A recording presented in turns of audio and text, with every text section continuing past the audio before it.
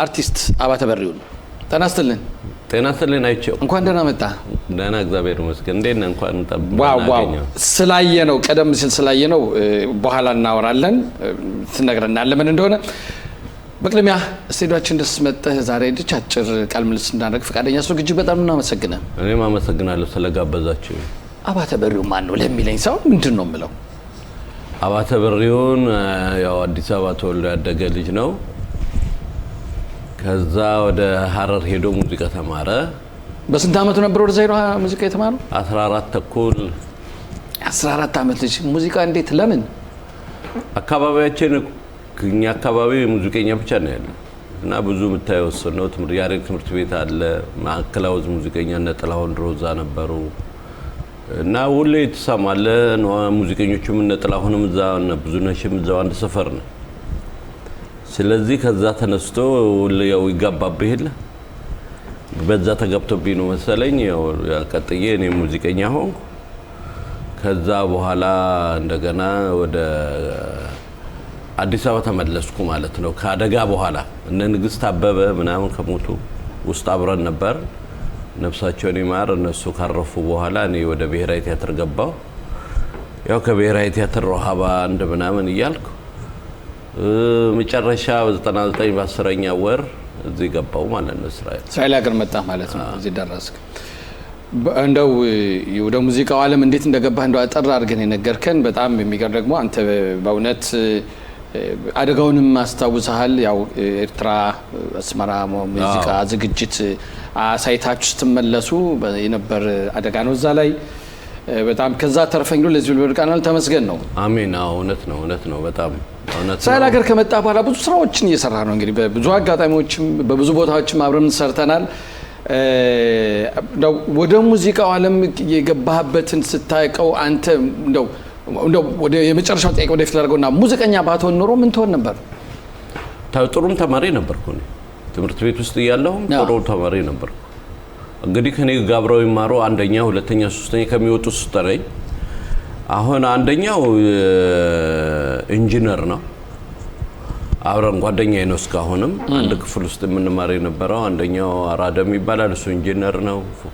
ፍቅሮ የሚባለው ደግሞ የቆዳ ፋብሪካ የኮንተንት ተምሮ የሆነ እሱም ጥሩ ቦታ ነው ማኔጀር። ስለዚህ ሙዚቀኛ ባትሆን ኖሮ አንተም አንድ ቦታ ነበርኩ እንደዛ ትሆን ነበር። እስራኤል ሀገር ከመጣ በኋላ ሙዚቃው እንዴት ነው የቀጠልከው? እንደው አጠር አድርገህ። እኔ እዚህ ከመጣሁ በኋላ መጀመሪያ በ3 ወሬ ነው ከታዋቂው እስራኤላዊ ዘፋኝ ከአሬል ዚልበር ጋር የተገናኘው። እሱ ጋር ሆኜ አንድ ባበይ የሚባል ባበይ በዛ የሚባል ልጅ ሙዚቃ ሰራን እኔና እሱ። ከዛ ደግሞ የህፃናቶች ሳጅን የነበሩ ልጆች ሰብስበን እኔና እሱ አንድ የህፃናት መዝሙር ሰራን።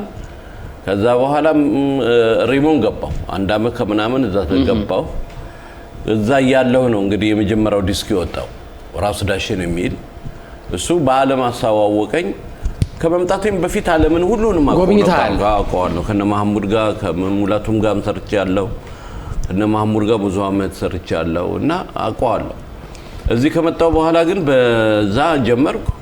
ከዛ ደግሞ አንድ አፍሮፖፕ የሚል የኩሉማ የሚባል 7 ሙዚቀኞች ያሉ ነፍሷን ይማር እንደውም አበበች ደራራም ነበረች።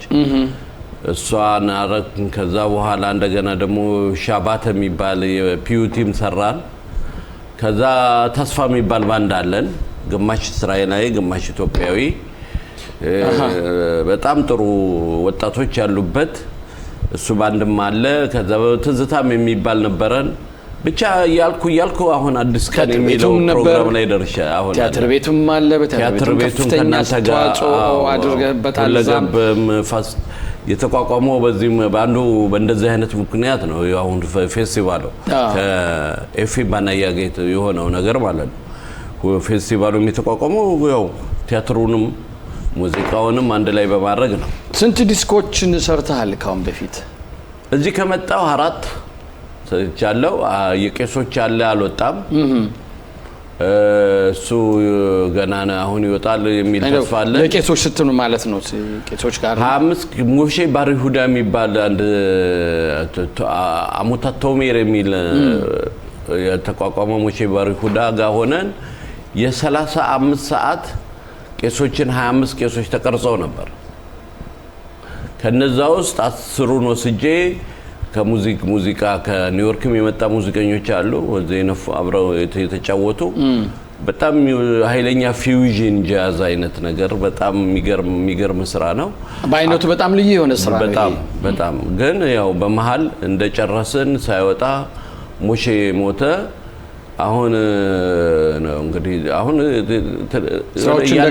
እያለቀ ነው። ያዘጋቸው ወደ አደባባይ ወጣ። እንግዲህ በእውነት በጣም በሚገርም ሁኔታ ነው። አንዳንዶቹን ከቀንጨብ ያሉትንም ለመስማትም እድሉም አጋጥሞኛል። ግን ያው ቅርብ ስለሆንኩኝ ነው እና በእውነት በጣም ብርቅ የሆነ ነው። በቅርቡ ደግሞ አዲስ ሲዲ አውጣሃል። አዲስ ቀን ፕሮጀክት የሚል ከሁለት ከሶስት ቦታዎችም የተለያዩ ስራዎችን አሳይተሃል። እንዴት ነበር? እንዴት አየኸው? ኒውዮርክ ነው የወጣው። በአፕሪል 17 ላይ በኒውዮርክ ነው የወጣው። እዛ ባለው ሌቭል ነው። በጣም ጥሩ ሌቭል ላይ ነው ያለው። ጥሩ ነገር ላይ ነው ያለው። ውጪም ያው ስራ ጀምረናል። አሁን ባለፈው አፍሪካ ሀገር ሴኔጋል ሄደህ ነበር። ሴኔጋል ስራዎችም ቀደም ሲልም አይተናል። እንግዲህ አሁንም ያየነውም ያለው ነው። ሴኔጋል ሄደህ ስራዎችን አቅርበሃል። እንዳው በአሁኑ ሰዓት ዛይዶ መስራት ለዛም እስራኤላዊ ከእስራኤል የመጣችሁ አደጋ አይደለም? ስማ ሙዚቃ ሁሌም ከፖለቲካ ጋር ምንም የሚያገናኘው ነገር የለም። ያው ዓለማችን አንዳንዴ የሰከረ ዓለም ላይ ስለደረስን ነው እንጂ የሚያገናኘው የለም። ግን አሁን እኛ ስንሄድ እንደዚህ እኔ በእውነት አስቤ ሄድኩት እንደዚህ ነው። ሴኔጋል ህዝቡ ሙስሊም ነው። እስልምና ሃይማኖት ተከታይ ነው። የሴኔጋል ህዝብ በጣም ጥሩ ህዝብ ነው ያየሁት። በጣም እንደዚህ አይነት እንደውም ዲሲፕሊን ምንም ሌባ የሚባል ነገር የለውም። ሌሊትም ሂድ ቀን ሚያይህ የለም። ግን ከአፍሪካ እንደኛ የሄዱ ፌስቲቫል ጃዝ ስለሆነ በየዓለሙ ነው የሚመጣው። ከአሜሪካ አለ፣ ከብራዚል አለ፣ ከአውሮፓ አሁን ከፈረንሳይ፣ ከጣሊያን፣ ቤልጂክ ከዛ እንደዚህ ሀገር የመጡ ሙዚቀኞች ናቸው በጥባጮቹ። ምን ማለት ነው በጥባጮች ስትል? ያጋጠመ ክስተት አለ? እንግዲህ የት ነህ ከየት መጣህ ምናምን ትባባላለህ እና where are you from ምናምን ሲሉ ከየት ነው የመጣኸው ሲሉ አንተ የምትጠቅሰው ከእስራኤል ነው እኔ የሄድኩት። ስለዚህ ከእስራኤል ስትል ፊታቸው ላይ የምታየውን ወይም አንዳንዶቹ ደፋሮች ደግሞ የፍሪ ፓለስቲናውያን ምናምን የፓለስቲናውያን ህዝብ ገላችሁ ምናምን የሚል ነገር ያጋጥማል። እና መጀመሪያ ደረጃ እኔ እንደውም አንዱ ምን ያልኩት ፈረንሳይ ነው እና ምግብ ቤት አለ አርቲስቶች እና እዛ ቁጭ ብለን ጠየቀኝ ከየት ነው የመጣው ሲለኝ ከእስራኤል አልኩ። እንዴት ሄድክ እዛ አንተ ነጭ አይደለህም ምናምን አይነት አለኝ። አንተ እንዴት መጣህ እዚህ? አያቶችህ እዚህ እኮ ሴኔጋልን ሲወሩ የነበሩ ናቸው። አሁንም ድረስ ጀርባቸው ላይ ነው ያለኸው። በእውነት ፈረንሳዮች አሁንም ነው የምነግርህ እዛ ሆቴሎቹ ባለቤት እነሱ ናቸው። እና እናንተ ምን አገባ አንተ እኮ ያለው አፍሪካ ውስጥ ነው። እኔን ነው የምትጠይቀኝ አፍሪካ ውስጥ ሆነ ስለ ዓለምም መኖሬ እና እንደዚህ አይነት ሊያጋጥም ይችላል። አሁን የተከሰተው እንዳውም ቀደም ሲል ስንወያይም እንዳው ድንኳናችሁ ላይም ሳይቀር የመጡ አንዳንድ ማስታወቂያዎችን ለጥፉ ምናምን የሚል ሁኔታ ማጋጥሞ ነበርና እንዳው በጣም የሚገርመው ነገር ቅድም አንድ ያልከኝ ነገር አለ። ከአንድ ካቋቋምከው ባንድ ሁሉ ሀበሻዎችንም ፈረንጆችንም ባንድ ላይ አቀላቅሎ የመሰራት እዚህ ሴኔጋል ውስጥ ደግሞ ካየው አንድ ስራው ደግሞ ሴኔጋላውያኖችም አብሮ ከናንተ ጋር ወጥተው መድረክ የተጫወቱት ያው ትልቁ ነገር የሰበርናቸው ነገር ቢኖር ይሄ ነው። አሁን ይሄን ነገር እንዳየሆነ ወደ ማታ ዝም ብዬ ከተማውን ለመዞር ወጣሁ ብቻዬን ማለት ነው። ልጆቹ ግማሹ ተኝቷል፣ ግማሹ አላየሁትም። ያው አገሩ ቢች ምናምን ያለበት የድሮ ከተማ ስለሆነ ደስ ይላል እና ዝም ብዬ ነው የወጣሁ። ወደ 7 ሰዓት አካባቢ ከምሽቱ ነው። የሆኑ ሰዎች በርጋ ሙዚቃ ሰማ። ከዛን ኳኩቼ ስገባ እንዱ ዝም ብለህ ሰዎች 3 ናቸው ይጫወታሉ። አንደኛው ወኪንግ የምትናገር ድራማ አይነት ነው። ቶኪንግ ድራም ትባላለች። እንደዚህ ተይዛ እንደዚህ የምትመጣ ያየነው ነው። በእንትንም ያየነው። አንደኛው ጃምቤ ነው። ጃምቤ የሚባል አለ። አንደኛው ዱንዱን የሚሉት አለ። ዱንዱን ይዘው እና 3ቱን ነው የሚጫወቱት። ከዛ ተመለስኩና ልጆቹ ጋር ደውዬ ጠራኋቸውና ይዣቸው መጣሁና እነዚህ ልጆች አብረው መስራት አለባቸው። አረ አላጠኑም፣ አልተጠናም በፍጹም። እኔ አዘጋጃለሁ ጥናት ለማኔጀሩ ለፌስቲቫል ማኔጀሩ አንድ ቀን የሆነ ቦታ እንዲያስ ከዛ እሱም አልሆነም። ግን የሾው ዕለት ሳውንድ ቼክ ስናደርግ ድምጽ ስናስተካከል በቃ መጡ የሚሰሩበት አንድ ኢየሩሳሌም ሰማክቲ በኦምሪ ሚሊ ሚል አለ። እኔ ከመሃል ደግሞ ከፊት ለፊት የጨመርኩት በአማርኛ አለ እና እስከሱ ወደ ፒዩቲም ይሄዳል። ሰማክቲ በኦምሪ ሚሊ ቤታ ዶናይን ላይክ ምናምን የሚል አምዶታ ይረግሌኑ ምናምን የሚል አንድ ፒዩቲም አለ የዳዊት መዝሙር። እሱን የመጨረሻ ኢየሩሳሌም በሚለው ላይ ነው እዛ ላይ ያስገባናቸው። አስበው እነ ሙስሊሞች ናቸው እስራኤላዊ ነህ እንደገና ደግሞ ኢየሩሳሌም ብለህ በዛ እኔ ከጨረስኩ በኋላ ወደዚህ እንደው ሰዓታችን እንትን እየተገባደደ ነው እንደቀስኩት መስለ አንዳንዴ ነገሮች በሙሉ እግዚአብሔር ሲፈቅድ በዛ እንደዛ ጋዜጣም ሳይቻለው ጋዜጣ ላይ ሞተዋልና በትግስት ሆኖ ግን አሸናፊ ሆኖ የመጣ ነው። እስካሁን ጋዜጣ ላይ አለ። በቃ በጣም ነው የሚጽፉት ስለዚህ ጉዳይ። ፌስቲቫሉ ጽፈዋል፣ ውጭ ያለ ጋዜጠኞች ጽፈዋል እና በጣም ትልቅ ነገር ነው። ምን ተሰማ ግን አንተ እነዛ ሰዎች እዛ ላይ ስቴጅ ላይ እንደዛ ከሰራ በኋላ ሰዎችንም በእውነት አንድም እነሱ እንዲሉ ያደረጋችሁበትም ይህ አይነት መንገድ እንደሆነ የተጠቀምክበት ነው? ሆን ብለህ ያደረግከው ነው እንደ አጋጣሚ የመጣልህ ነው? እኔ የወጣሁት ዝምዬ ነው፣ ግን ቢሆነ ነገር እንደማገኝ እርግጠኛ ነበርኩ። ከነዛ አንድ ኮራ የሚባል መሳሪያ አለ። እሱን ነበር መጀመሪያ ከመሄዳችን በፊት አንድ ተጫዋች እዛ ላይ እንድንጋብዘው የነበረው።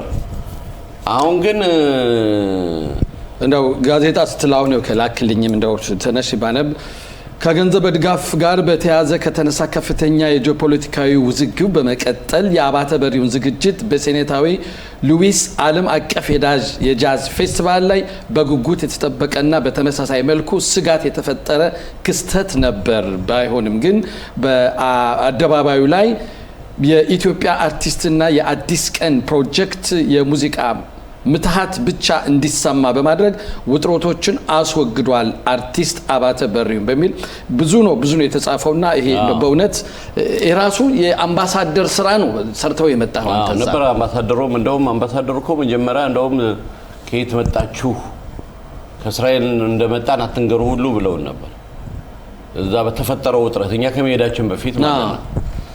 ግን እኔን ሲጠይቁኝ እንዴ አንደኛ ኢትዮጵያን ጥዬ መጥቼ እዚህ እንደገና ደግሞ ይሄኛውን በየሄድኩበት ስንት ሀገር ጥዬ ልምጣ። ስለዚህ የሆነው መቀበል ያለብህ እዛው ነው። ይሄንን በብልሃት ማለፍ እንዳለብኝ ግን ስለገባኝ ነው እነዛን ልጆች ተጠቅመን መጨረሻ ግን ስማ ተቃዋሚዎቹም ደነሱ ህዝቡም በቃ ህዝቡማ የመጨረሻ ነው። በቃ በጣም የሚገርም ነገር ነው። እንደው በጣም የሚገርም ነው እና ያው የተባለው ሁሉ ቀርቶ ያልተባለ እግዚአብሔር ያልሆነው እሱ የሆነ የሚፈልገውን አደረገ። በዛ ላይ ብዙ ፒዩቲም ነው የሰራሁት። እዛ ላይ ሎጋፋ ልቢ ያለ የነሱን ቋንቋም ቀንጨብ አድርገህ የነሱንም ከተትኩ። የነሱንም ከተትኩ እና ኢየሩሳሌም አልኩ፣ ከዛ ሴኔጋል አልኩ፣ ከዛ ደግሞ በነሱ ቋንቋም የተከስተከስ አድርገህ በቃ ህዝቡን የሳብከው በእውነት በጣም ከነሱ ምንድነው ጀሬጄፍ ማለት ተወዳ ነው። ጀሬጄፍ ናንጋዴፍ ማለት ማሽሎምካ ነው። ባክ ማለት ደግሞ ቶቭ ነው እና ይሄንን አስገባውበት ጀሬጄፍ ናንጋዴፍ ባክ በሚል እና ህዝቡ ሙሉ ተነሳ። ይሄ ደግሞ ፌስቲቫሉ ለኔ የሰጠው ቦታ በጣም ትልቅ ነው። መዝጊያውን ነው ፌስቲቫል እና ከያለሙ የመጣ ትልልቅ ሙዚቀኛ እያለ መዝጊያ ተቀብለ ይሄ ሁሉ አታካሮን በእግዚአብሔር በመልካም ቀይሮልህ ስትመለስ ደስ ይላል። አንዳንዴ እግዚአብሔር በጣም በእውነት አሁን ቀንጨብ አድርገን የነካ ነው። በእውነት ወደፊት በሰፊው በደንብ ጊዜ ሰጠን ልናየው የምናየው የምንችለው ጉዳይ ነው። አርቲስት አባተ በሪሁን እዚህ ስለመጣ በጣም እናመሰግናለን። አዲስ አልበም አዲስ ቀን በሚል አልበም ወጥቷል። እሱን እንግዲህ በዩቲዩብ በመከታተል በመግዛት ሲዲም አለ በመግዛት እንግዲህ ያው መምጣት መደሰት ትችላላችሁ። እንደውችን መሳሪያ ይዛት መጣል ቁጭ ብለህ እንደው ዝም ብለን ሳትጫወትበትም አትመለስም። አይ ለዛ አይደል የመጣው። ስለዚህ ከማስታወቂያ በኋላ አባቴ ይጫወትልናል። ማስታወቂያ